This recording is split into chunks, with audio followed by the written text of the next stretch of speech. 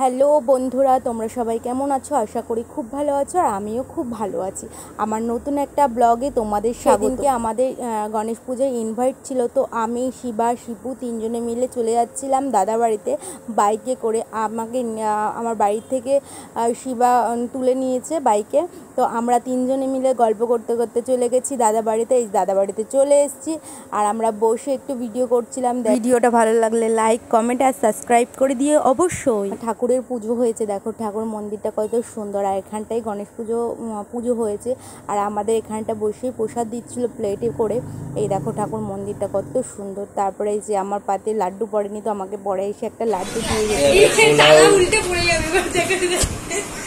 Video করতে করতে থালাটা যে উল্টে যাচ্ছিল সেটাই আমি খেয়ালই করি না। আর এখানে দেখো প্লেটে কত সুন্দর পোলাও, আলুর দম, একটা মোয়া, মুড়ির মোয়া, লাড্ডু, ফল প্রসাদ, লুচি, সুজি, অনেক কিছু ছিল। তো আমরা খেয়ে দিয়ে একদম মানে রেডি হয়ে গেছি বাড়ি আসার জন্য। আর এত খেয়েছি যে বাড়িতে এসে রাত্রিবেলা কিছু খেতেই হয়নি। তো আমরা রেডি হয়ে বাইরে বেরিয়ে এসেছি। আর এখানে দেখো রাস্তায় গণেশ পুজো হচ্ছিল, তো লাইটিং করেছে, কি দারুণ লাগছে দূর থেকে লাইটিংটা দেখতে।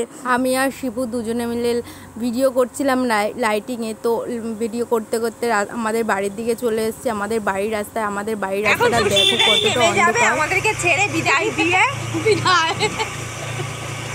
তো কিছু বলার নেই আর। চলে যাচ্ছে আমাদের দিদি। Tata tata. আসো আসো, আপনারা ওরা পরে যাবো। আসো দেখে যাও, ওই মাথায় দাঁড়ালেই হবে। সুস্মিতার দিকে আমরা বাই বাই বলে চলে যাচ্ছি। Bye bye, good night. এই দিক দিয়ে ঘুরে বলো, তাহলে মুখ দেখা যাবে।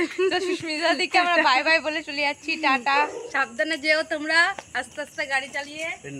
আমি এখন গাড়িতে চেপে পড়ছি। আমাকে বাড়িতে নামিয়ে দিয়ে ওরা বাইকে করে আবার বাড়ির দিকে চলে যাচ্ছিল।